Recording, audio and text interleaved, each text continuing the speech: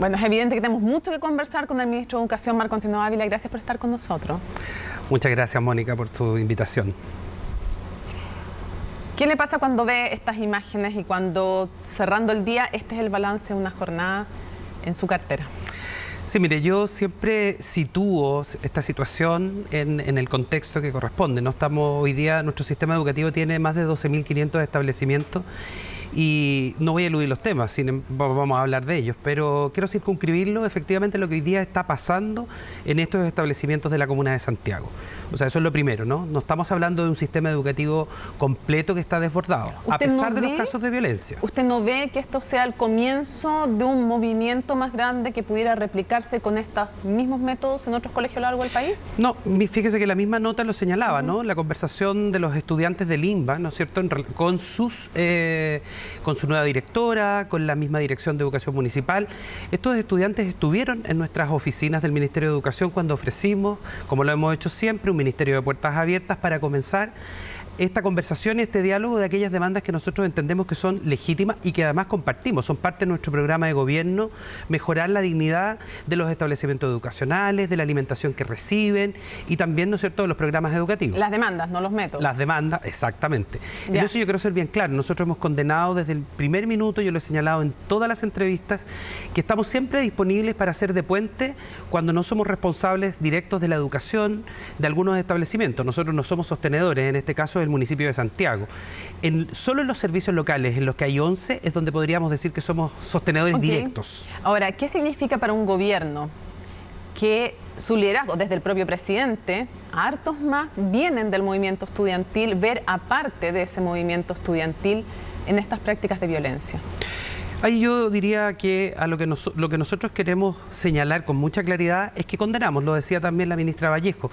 Esto no le hace bien a la educación pública, esto no le hace bien al país, esto no daña al gobierno, esto daña a los trabajadores y trabajadoras, dañan al mismo pueblo que no puede subirse a una micro.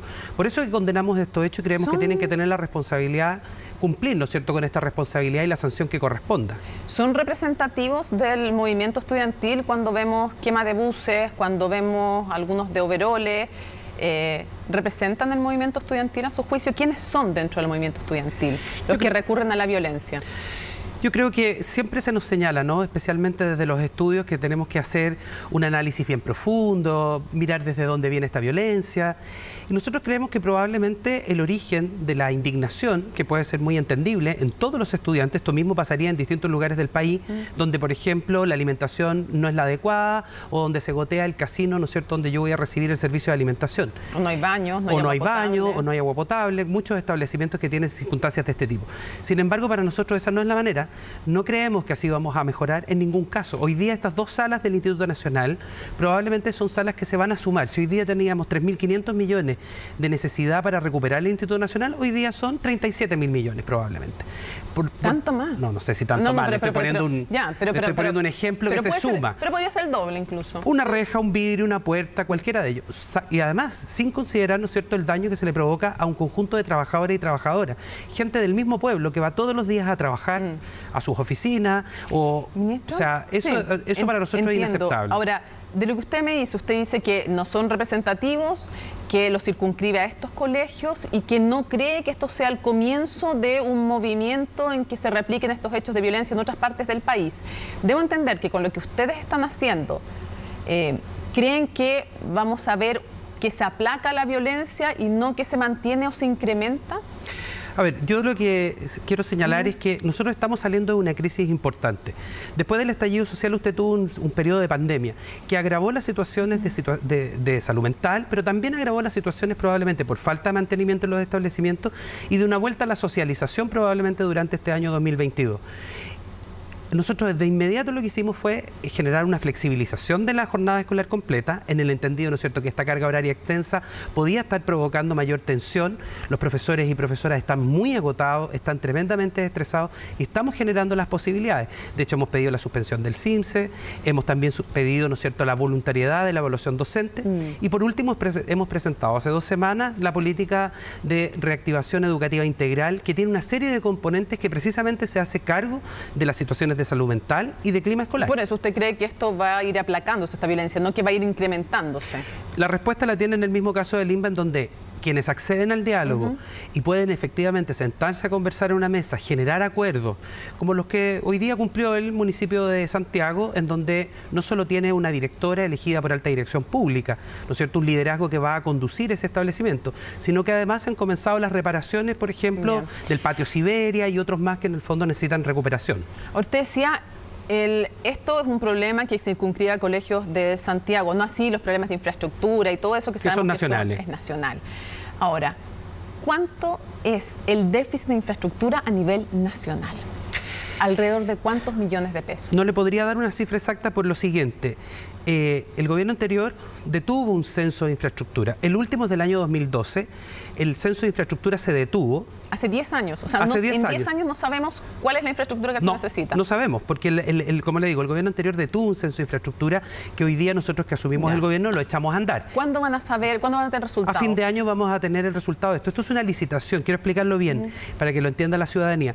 Esto no es que uno vaya a un inspector a visitar un colegio. Esto es con un aparato parecido a eso, una tablet, ¿no es cierto?, que escanea los establecimientos y señala luego cuáles son los establecimientos que tienen que ser repuestos. Ahora, igual es bien brutal que Chile no sepa, el Estado de Chile no sepa absolutamente cuál es el déficit de infraestructura. O sea, ¿qué vamos a pensar en solucionarlo si ni siquiera sabemos cuál es el déficit? Lo encuentro bien déjeme brutal, hacer el punto. Por eso mi crítica respecto del gobierno anterior, respecto de cómo se volvió a clases, porque dado que yo tenía probablemente trabajando a los directores, a los profesores y no a los estudiantes, que algunos estaban, ¿no es cierto?, en clases telemáticas, perfectamente se podría haber levantado un censo de manera más bien artesanal, si usted quiere, en donde podríamos haber detectado qué baños no estaban resueltos. Sí, igual uno se le podría hacer esa crítica también a los gobiernos anteriores, pues absolutamente, estoy de acuerdo. Tener información. Podemos seguir hacia atrás. Vamos a otros temas. El CAE. Usted ha dicho que los beneficios de la condonación del CAE van a afectar a todos los, esas fueron sus palabras, a todos los deudores. Yo le quiero preguntar súper directamente, ¿va a haber condonación total para todos los deudores? A ver, lo primero que uno tiene que señalar es que esto es, y quiero decirlo, es una mala política de la cual tenemos que hacernos responsables. Tenemos 16 años de CAE. Eso es lo primero. Lo segundo, la respuesta siempre tiene que ser con responsabilidad fiscal. Esa respuesta va a ser justa, progresiva y gradual. Eso significa que todos y todas quienes están hoy día afectados por el endeudamiento del CAE van a ser beneficiados en alguna medida. Y por eso no es condonación total para todos. Por eso que se debe establecer, ¿no es cierto?, categorías de deudores, ¿no es cierto?, con características específicas, quienes terminaron sus carreras, quienes no lo hicieron, quienes abandonaron probablemente por una enfermedad grave, quienes están al día. Hay una serie de circunstancias pero que hay que evaluar. No hay recursos en Chile para que un gobierno pudiera decir, este gobierno, me refiero, pudiera decir, se le va a condonar todo a todos. Por eso es gradual, porque claramente nosotros tenemos que hacer esta distinción entre deudores y además es una planificación a largo plazo. Y eso está condicionado además, me imagino, aparte de que va a ser gradual y para los casos en que así se determine, o sea, para todos pero gradual y justa, dice usted. Eso además está condicionado, me imagino, a la reforma tributaria. ¿Sin reforma tributaria es posible pensar en esto? Presentaremos la propuesta en el minuto que esté eso concluido, porque no se olvide que cuando usted termina el CAE, tiene que pensar inmediatamente en el nuevo sistema de financiamiento en la educación superior. Por lo tanto, este es un mismo proyecto de ley que tiene que considerar ambos elementos. Pero que requiere recursos nuevos, me imagino. Ciertamente, por eso le digo, pero eso va a ser presentado al país en el momento adecuado. Hoy día estamos en un trabajo interministerial y también en una mesa con distintos actores involucrados en esta deuda. ¿Qué incentivo tienen para pagar hoy día el CAE desde el minuto en que asume este gobierno, si algunos ven que tienen la posibilidad de que se les condone en otro minuto? ¿Por qué alguien deudor del CAE hoy día debiera pagar el CAE, debiera tener incentivos para pagar el CAE? Lo voy a responder de esta manera. Esta es una propuesta, esta va a ser una respuesta, una reparación a una muy mala política que va a ser justa, gradual y progresiva, y por lo tanto va a considerar distintos tipos de deudores. Acabo de decir quienes están al día, quienes en el fondo tienen situaciones más complejas, quienes han debido enfrentar alguna enfermedad. O sea, sería un buen antecedente estar al día, dice usted. Ese podría ser un incentivo. Pero nunca tan al día que pague toda la deuda, porque si no le llega con donación, pues, ministro. Por eso le acabo de decir. ¿Entiende también que hay para algunos incentivos? Claro, en no pagar. No vamos a presentar una propuesta, sería poco serio, porque tenemos que trabajar en ella durante el año. Estamos en eso, ya partió esa mesa de trabajo a través de la subsecretaria de Educación Superior, y en la medida en que tengamos esa propuesta la vamos a presentar al país en el momento adecuado. Y esto me imagino que tiene que ser a través de un proyecto de ley para que se garantice que siga en el gobierno siguiente. Efectivamente, tiene que ir al Parlamento, y para eso estamos haciendo un trabajo prelegislativo con las distintas comisiones de educación, tanto del Senado como de la Cámara. ¿En qué horizonte de años? ¿20 años? No me atrevería hoy día a afirmar ninguna de esas cosas. Si usted fuera estudiante, ¿pagaría el CAE? Yo pagué mi crédito fiscal. Está bien, crédito fiscal que tenía, bueno, ahora se han cambiado. Sí. Era tasa de interés alta. Pero era peor el CAE. Pues. No, sin duda, claramente. Estamos hablando de una muy mala política. Y me parece muy bien que usted, acuérdese que había parlamentarios, todavía hay algunos diputados, incluso deudores del CAE, así que, en fin, me parece muy bien que usted lo haya hecho, pero el CAE, con la injusticia y la carga que tiene, y sobre todo, se le digo yo, pensando en que hay un gobierno que dice, voy a condonar esto, si usted fuera estudiante, ¿pagaría el CAE? Si yo fuera estudiante, probablemente sí lo haría, como hice pagando mi crédito fiscal. Ya, está bien. Gratuidad, ¿hasta qué porcentaje se va a alcanzar o se va a avanzar o se va a mantener en este gobierno? ¿Cuáles son las expectativas respecto de esa política? Mire, la política de gratuidad es probablemente una política que tiene que tener también un componente dentro de este proyecto de ley que se presente, porque como todas las políticas, cada cierto tiempo uno tiene que hacer análisis y revisión de eso, ¿no es cierto? ¿Qué impacto tiene? ¿Cómo se ha evaluado? Y por lo tanto va a incorporarse. No le podría dar ni una cifra de aumento. Pero como principio, ¿quieren ampliar la gratuidad durante este gobierno? Va todo a depender, ¿no es cierto?, de las circunstancias que tengamos en relación también con con la deuda educativa y también con este nuevo sistema, ¿no es cierto?, de financiamiento de la educación superior. O sea, si tuvieran los recursos, ¿les gustaría ampliar la gratuidad? No podría responder eso porque no está hoy día, no está el diseño completo, ¿no es cierto?, de este conjunto de elementos que se van a incorporar en este proyecto de ley. ¿En este proyecto de condonación también van a incluir a los morosos del crédito fiscal? Hemos entendido todo como deuda educativa. Ya, todo como un global. Quisiera preguntarle respecto de la convención.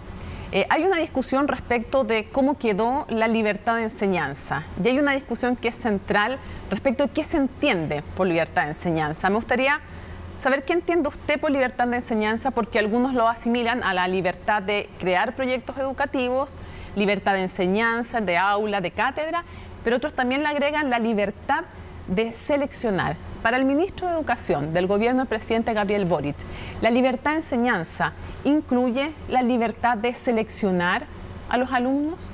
En ningún caso. Hemos avanzado con la ley de inclusión, un conjunto, ¿no es cierto?, que hoy día se entiende en el mundo entero como mínimos civilizatorios, es imposible, ¿no? Hemos nosotros propuesto hoy día una serie de acciones, ¿no es cierto?, que van en el sentido incluso de profundización de esta misma ley de inclusión, a propósito, ¿no es cierto?, del patrocinio de la ley José Matías, la incorporación, ¿no es cierto?, de algunos elementos asociados a la educación inclusiva, la reformulación de algunos aspectos del programa de integración escolar, que para nosotros es muy importante. Por lo tanto, yo quiero solo señalar que estos elementos de la inclusión, de la valoración de la diversidad, es parte de lo que nosotros vamos a proponer al país como cambio al paradigma educativo. Claro, hoy día no se puede seleccionar a aquellos colegios que dependen del Estado, que reciben fondos del Estado, particulares subvencionados o públicos municipales. Eso se entiende. Pero en los colegios particulares sí se puede seleccionar. ¿Ustedes quieren avanzar a que no se pueda seleccionar en los colegios particulares? ¿Y por qué se lo pregunto? Porque ya que usted no entiende dentro de la libertad de enseñanza la libertad para seleccionar, sino lo otro que conversamos, y dado que se entiende como bueno para el sector público y para el sector particular subvencionado ciertas normas de no selección, la pregunta es súper directa. ¿Este gobierno va a avanzar en prohibir la selección de los colegios particulares? Mire, estamos acompañando ahora al Parlamento. Hay una ley, ¿no es cierto?, que se llama la Ley Machuca, que es una ley que efectivamente lo que promueve... Es la inclusión. Yo le estoy preguntando otra cosa. ¿Ustedes quieren avanzar a prohibir la selección en los colegios particulares? Hoy día nosotros no tenemos una definición clara que ese sea el aspecto o el sector educativo que a nosotros hoy día nos parezca más urgente. Vamos a aprobar, vamos a apoyar, ¿no es cierto?, la aprobación de estas iniciativas como la Ley Machuca que yo le señalo. Ahora, también creo y en eso yo nunca me he cerrado la posibilidad de, por ejemplo, reunirme también con el conjunto de colegios particulares y quizás hacer una discusión y una recomendación respecto de eso. Ahora, en ningún caso, en ningún establecimiento del país que esté reconocido por el Estado, y eso lo incluye a los particulares, podrá cometer un acto de discriminación arbitraria. También, pero discriminación arbitraria, pero selección sí se les permite. ¿Por qué lo que no es bueno para los colegios públicos es permitido en los colegios particulares? Esa es una gran pregunta que probablemente tenemos que responderla como país, en el fondo, ¿no? ¿Le parece injusto que los colegios particulares puedan seleccionar? Me parece injusto cualquier acto de discriminación en cualquier espacio, ¿no es cierto?, en donde en el fondo hay niños y niñas que se están educando. Pero ahí me está pateando para el córner, porque ¿toda selección es discriminación? Yo diría que toda selección es discriminación. O sea, ¿le parece injusto entonces que se pueda seleccionar en los colegios particulares? A ver, lo más importante de esto es comprender que el sistema educativo, los sistemas educativos, esto no es una situación solo de Chile, en general tienen una tendencia natural a la uniformidad o la situación más bien homogénea. Hace 20 años atrás era muy valorado las escuelas especiales, quien tenía algún, ¿no es cierto?, una capacidad diferente, hoy día, incluso pensémoslo, ¿no es cierto?, en la diversidad en cualquiera de ellas, estaban fuera de los establecimientos. Hoy día lo que hemos hecho es ir incorporando y tener una conciencia clara respecto de eso. Pero para no malentenderlo, para usted no es justo que los colegios, hacia los niños me refiero, que los colegios particulares seleccionen. Me parece que ningún colegio debería seleccionar. Ese es mi ideal. La conversación la podemos hacer. Nos estamos hablando a nivel de principio. Yo soy bien dialogante en eso y me parece que uno puede avanzar en una discusión. Sí. Ahora, quisiera hacer solo un punto que me quedó pendiente y que me parece muy relevante, ¿no? Yo no puedo referirme a la convención en específico ni señalar si voy a votar apruebo o rechazo. Pero no, dijeron que podían decir si apruebo o rechazo. No los voy a decir. Lo que no pueden hacer es campaña. No me va a decir si apruebo o rechazo. Bueno, solo le quiero decir lo siguiente. Me parece a mí que hay una cosa que en este borrador, ¿no?, que me parece muy interesante, ¿no?, de cómo queda consagrado primero el derecho a la educación como un derecho social, ¿no? Eso es lo primero. Lo segundo, la valoración que hay de profesores y profesoras. Es interesante mirar constituciones en el mundo que ponen, cuando se habla del sector educativo, a los profesores y profesoras como elementos esenciales para el desarrollo, ¿no es cierto?, del sector educativo. Y por último, también creo que se reconoce bastante bien la provisión mixta, que es parte de nuestra historia. Sí, no pusieron específicamente la libertad de crear establecimientos. Así... Yo al menos no tengo ese temor y me parece a mí que es bien valorado, que se valora eso. Se nos acabó el tiempo, pero a riesgo de que me reten, solamente como usted es profesor de castellano, usted como profesor en una sala, ¿qué nivel de lenguaje inclusivo aceptaría? ¿Usted tuvo un chascarro? Yo tuve un chascarro, un lapsus. Un lapsus con los y las establecimientos. Ya, no estamos hablando de eso, pero usted, ¿qué nivel de lenguaje inclusivo les niñes, por ejemplo? ¿Usted se lo pondría bueno en una prueba a un alumno? Sí. A mí no me parece que sea... o sea, usted no se regiría estrictamente por la RAE. Es que ahí hay una comprensión bien importante. La RAE es una institución, obviamente, que dentro de sus principios está fijar las normas, pero no es la única institución que puede efectivamente establecer cuáles son las maneras. Por lo tanto, uno puede decir, mira, me rijo por la RAE en este aspecto, pero en otros no. Perfecto. Le agradezco que nos haya acompañado el ministro de Educación. Vamos a tener muchas más oportunidades de hablar sobre diversos temas. Tengo que transparentar algo, no estoy escuchando nada de la muela, así que si me cuentan a qué vamos, sería estupendo. Perfecto, ya me contaron, así es que lo invito a ustedes, quienes están en sus casas, a ver lo siguiente.